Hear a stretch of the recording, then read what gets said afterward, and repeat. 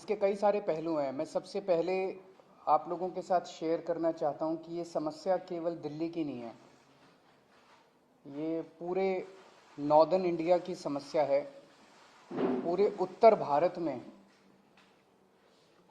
Delhi, Charkhi Dadri, Rohtak, Bhiwani, Gurgaon, Bahadurgarh, Jind, Manesar, Noida, greater Noida, Ghaziabad और राजस्थान में भिवाड़ी, इन सभी शहरों में हवा सीवियर कैटेगरी में है। जितनी खराब दिल्ली में उतनी खराब इन सभी शहरों में है।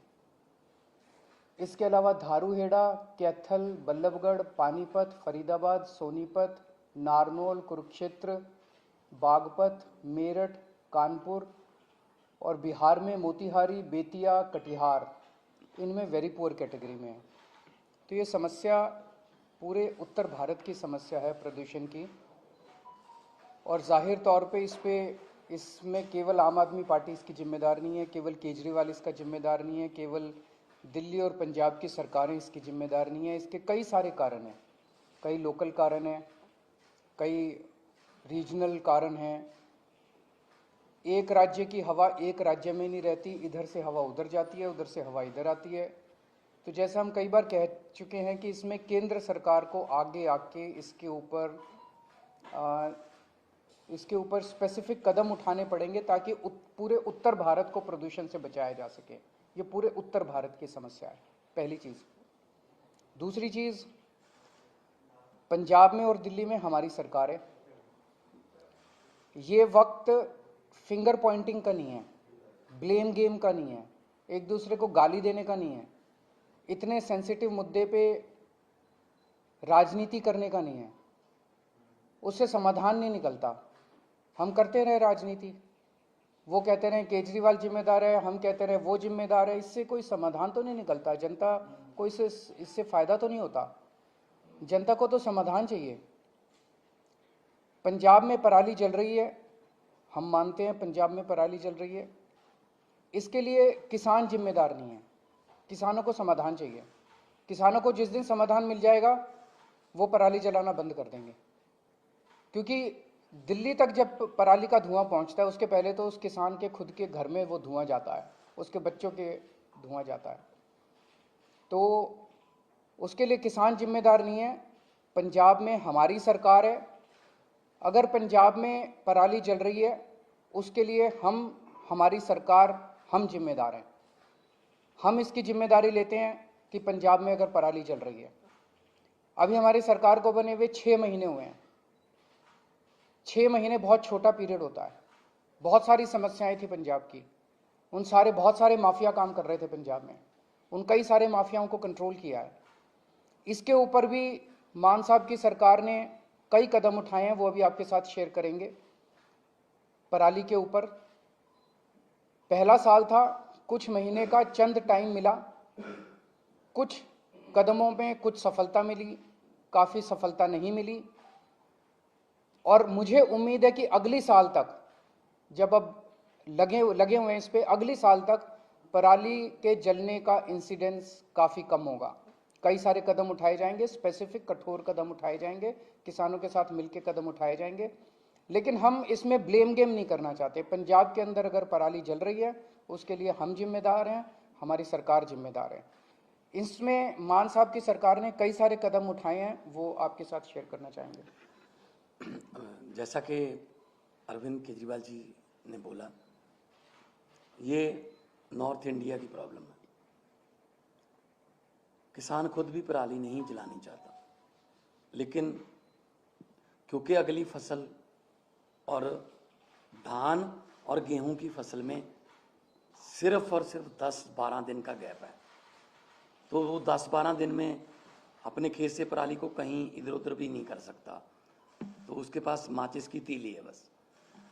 हमने 1,20,000 के आसपास जो मशीनें दी, जो पराली को बीच में ही, ज़मीन के बीच में ही खपत कर देती हैं। पीएयू ने एक ऐप बनाई, जैसे आप ऊबर ओला की ऐप देखते हो कि आप उस पर अगर टच करते हो तो आपको आपके रीजन में 2-3 किलोमीटर की रेंज में जितने भी मशीनें अवेलेबल हैं, ट्रैक्टर अवेलेबल हैं, आप वहाँ जाके कॉन्टैक्ट नंबर सहित उसमें आ जाता है। हमने गुरुद्वारा साहब जो गांव में हैं वहाँ पे बार बार हमने वहाँ गुरुद्वारा साहब में अनाउंसमेंट्स करवाई कि पवन गुरु पानी पिता माता तरत महत। गुरु नानक साहब ने पवन को गुरु का दर्जा, पानी को पिता का दर्जा और धरती को माता का दर्जा दिया। ये तीनों दर्जे हमने कायम रखने हैं। इसके अलावा भी हमने बहुत सी पंचायतों को इनकरेज किया। मेरे पास आंकड़े हैं कि 124 गांव, 120 गांव, 93 गांव उन्होंने इकट्ठे होके अपनी अपनी पंचायत बुला के ये मता पास किया ग्राम पंचायत, ग्राम सभा में कि हम लोग पराली नहीं जलाएंगे। तो पराली नहीं जलाना चाहता किसान, हाँ अगर जल रही है, धुआं उठ रहा है, तो हम उसकी जिम्मेदारी लेते हैं। हम कोई जिम्मेदारी से नहीं भाग रहे, जिम्मेदारी हम ले रहे हैं, लेकिन इसको मिल बैठ के हल करना पड़ेगा। जैसा कि अरविंद जी ने बोला कि हमारे पास इतना कम समय था, इतने कम समय में दोनों फसलें आ गई। 16 मार्च को सेरेमनी थी, बस 15 दिन बाद गेहूं आ गया, बिल्कुल गेहूं के बाद धान आ गया। धान की प्रोक्योरमेंट में कोई कमी नहीं है, लिफ्टिंग में कोई कमी नहीं है, किसान को पैसे मिलने में कोई कमी नहीं है, बल्कि घंटों में ट्रांसफर हो रहे हैं पैसे। लेकिन अगर हम ये शान से कहते हैं कि इस साल पंजाब में, हरियाणा में या देश में इतने लाख मीट्रिक टन धान पैदा होगा, रिकॉर्ड टूट जाएंगे, तो हम उस बात को तो शान से कहते हैं। लेकिन हम उस समय ये भी हमें याद रखना चाहिए सरकारों को कि अगर धान के रिकॉर्ड टूट रहे हैं तो पराली के रिकॉर्ड भी टूटेंगे, उतनी पराली भी तो आएगी। तो हमने अभी क्योंकि समय कम था, फिर भी हमने बायो एनर्जी का इंडिया का पहला प्लांट, बर्बियो कंपनी है जर्मनी की, उलहरा काका के पास माननीय केंद्रीय मंत्री हरदीप पुरी जी वहाँ पे आए थे, उद्घाटन किया। वो एक प्लांट जो है 47,000 एकड़ की पराली उठा लेगा, पैसे भी देगा, उठा भी लेगा। एक प्लांट सिर्फ 47,000 एकड़, सिर्फ क्योंकि पंजाब में 75 लाख एकड़ में धान की बुआई होती है। तो एक से तो काम नहीं चलेगा, ऐसी हमें पीसीओ कंपनियां चाहिए, पराली से बिजली बनाने वाली कंपनियां, पराली से सीएनजी बनाने वाली कंपनियां, बहुत कुछ लेटेस्ट आ गया। हम आपसे ये वादा करते हैं अगले साल नवंबर में इसी हॉल में शायद हम किसी और एंगल से बैठेंगे कि हम उस समय तक इसका हल कर चुके होंगे। चाहे तो हमें पंजाब में इतनी फर्टाइल धरती है, कुछ भी बीज सकते हैं, बस एमएसपी मिल जाए। चाहे तो हम जो क्रॉप डाइवर्सिफिकेशन है उसकी तरफ जाएंगे, फसलों की अदला बदली में। धान से किसान भी कह रहा है मैं धान नहीं उगाना चाहता, मेरा पानी नीचे जा रहा है धरती वाला। तो जिम्मेदारी लेते हुए being a head of the state Punjab, बहुत शहाद किया, बहुत एफर्ट अभी भी जारी हैं, जितनी देर तक ये क्लियर नहीं होता। लेकिन उसके लिए कोई एक जिम्मेदार आदमी नहीं है, उसमें ये नॉर्थ इंडिया की प्रॉब्लम है। और अगले साल तक हमने अभी से लग गए हैं कि अगले साल बहुत सा एरिया, बहुत, अभी मैंने 75 लाख एकड़ बोला है, 35 लाख एकड़ में पराली नहीं जलती, सिर्फ 40 लाख एकड़ में जलती है।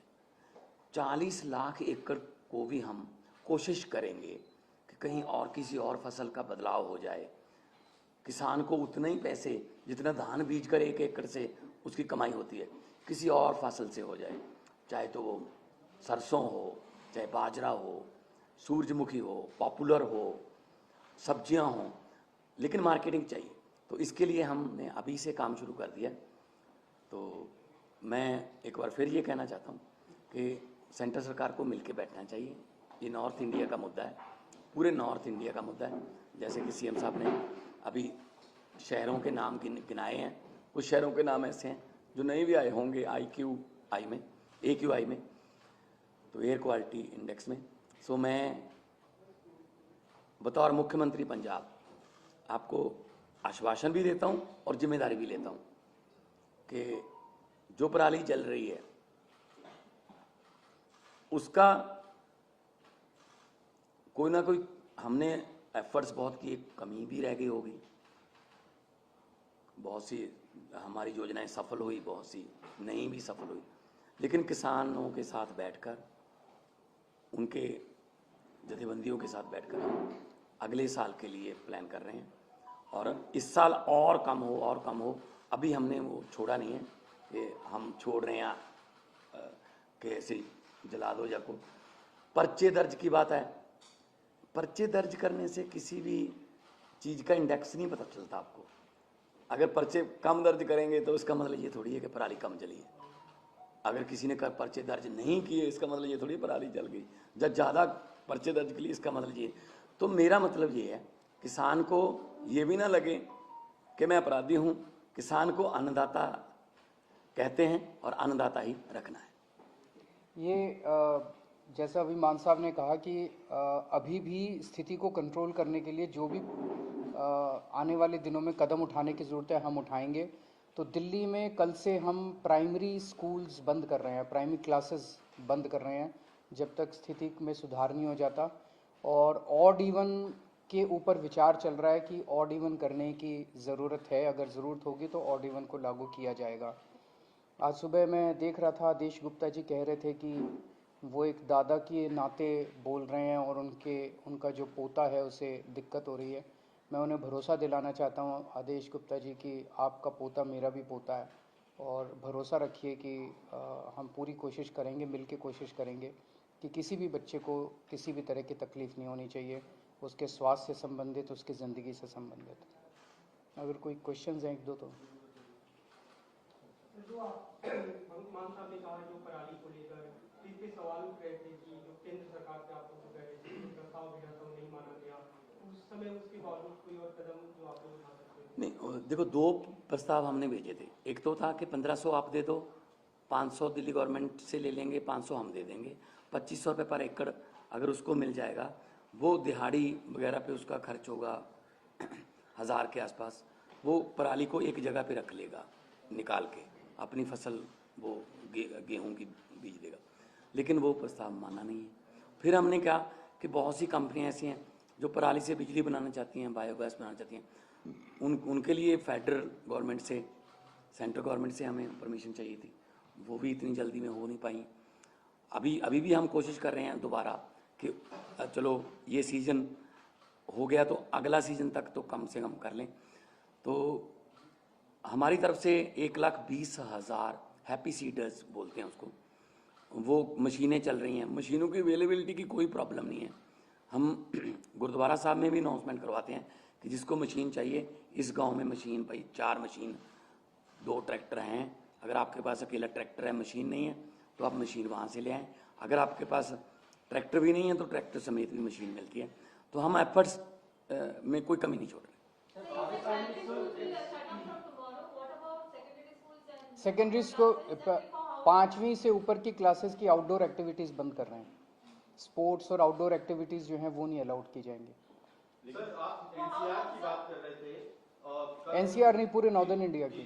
हरियाणा में खास करके पूरा सोनीपत से लेके पानीपत, करनाल तक दिल्ली जैसे हालात हैं, स्मॉग है, लेकिन वहां पे वो मेजर्स लेते हुए नहीं दिख रही है सरकार, चाहे वो स्मॉग गन्स हो या फिर कंस्ट्रक्शन के लिए तमाम जो एहतियात दिल्ली में बरते जा रहे हैं। Do you think that there is an urgent need for the centre to call a joint meeting? मैं वही बार बार कह रहा हूँ, 2 चीज़ों की ज़रूरत है। केंद्र सरकार अब पीछे नहीं रह सकती, केंद्र सरकार को इसका नेतृत्व करना पड़ेगा।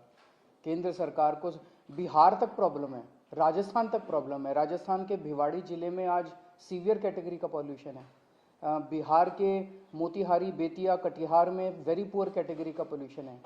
ये तो पंजाब की वजह से नहीं हो रहा ना, तो ये समस्या तो पूरे नॉर्दर्न इंडिया की समस्या है, जिसके लिए केंद्र सरकार को सामने आके प्रदूषणों के कारणों के ऊपर काम करना पड़ेगा, और जहां प्रदूषण है वहां पे जो स्टेप्स दिल्ली सरकार उठा रही है, ये स्टेप्स पूरे देश में उठाने की जरूरत है। जरूर जॉइंट मीटिंग होनी चाहिए, एक्सपर्ट से गाइडेंस होनी चाहिए, हम लोगों को भी गाइडेंस मिले एक्सपर्ट से, उन सब चीज़ों की ज़रूरत है। पर एक ही चीज़ है कि मतलब मैं देख रहा हूँ रोज अखबारों के अंदर केजरीवाल ने ये नहीं किया, केजरीवाल ने ये नहीं किया, केजरीवाल ने ये नहीं। अगर केजरीवाल को गालियां देने से अगर देश का प्रदूषण खत्म होता हो तो दे लो, प्रदूषण तो खत्म नहीं हो रहा ना केजरीवाल को गाली देने से, समाधान तो निकालना ही पड़ेगा ना, राजनीति से नहीं होगा, मिल बैठ के कंस्ट्रक्टिव अप्रोच करनी पड़ेगी।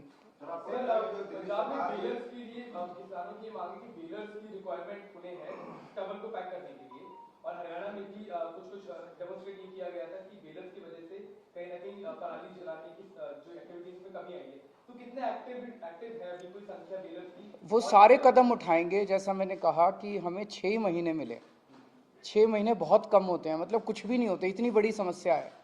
उसमें भी मतलब पहले कुछ महीने तो लॉ एंड ऑर्डर उसको सब चीज़ों को कंट्रोल करने में लगे, तो 1 साल और दीजिए, हमें 1 साल मांग रहे हैं।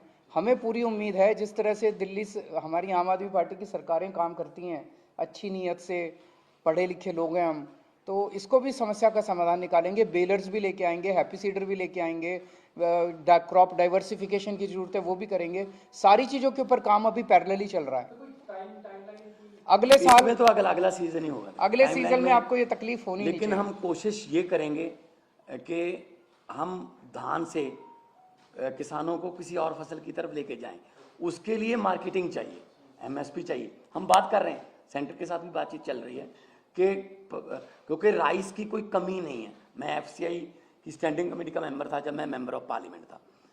एफसीआई ये कह रही है कि हमारे पास राइस की कोई कमी नहीं है, लेकिन अब जो राइस पैदा होता है वो तो एफसीआई को उठाना पड़ता है, एमएसपी पे उठाना पड़ता है। तो हम कोशिश ये करेंगे कि ऐसी फसलें पंजाब में अगली बार आएँ ज़्यादातर जिनमें कम पानी खपत, मतलब पंजाब का नाम ही सिर्फ पानियों पर है, 5 आब, 5 दरिया, पानी नहीं है, ना तो ऊपर वाला ना ही नीचे वाला। 1 किलो चावल पैदा करने के लिए 3800 लीटर पानी पंजाब खपत कर रहा है 1 किलो चावल के लिए। तो हम देश को चावल नहीं दे रहे, हम देश को पानी दे रहे हैं। तो हम कोशिश ये करेंगे, किसान खुद इस बात से सहमत है कि हमें किसी और फसल की तरफ ले जाओ, बशर्ते उन्हें उतना ही कमाई हो जितनी धान से एमएसपी बेच कर। दोनों मुख्यमंत्रियों से सर, शिक्षा मंत्रालय ने देश भर के स्कूलों के लिए परफॉर्मेंस रेटिंग इंडेक्स लागू किया है। 2020-21 की रिपोर्ट है, दिल्ली के स्कूलों की स्थिति खराब बताई गई है, लेवल 2 भी क्रॉस नहीं कर पाई, और उसी दौरान पंजाब ने बेहतर परफॉर्म किया 2020-21 में, पूरे देश में 3रे नंबर पर है। आप सवाल ये है कि जनता से पूछ लो कि कहाँ के स्कूल अच्छे हैं और कहाँ के खराब हैं। मुझे नहीं पता ये कैसे बनाया इंडेक्स, इसकी डिटेल्स तो मनीष सिसोदिया जी बताएंगे, वो टेक्निकली सारी चीज़ों में समझ रखते हैं कि इसमें कैसे बनाया गया, क्या बनाया गया। लेकिन आप दिल्ली के लोगों से पूछ लो कि स्कूलों से खुश हो गया, और बाकी देश के लोगों से पूछ लो कि स्कूलों से खुश हो गया, आपको आपका जवाब में। और आप भी जानते हो, आप स्माइल कर रहे हो कि कौन सा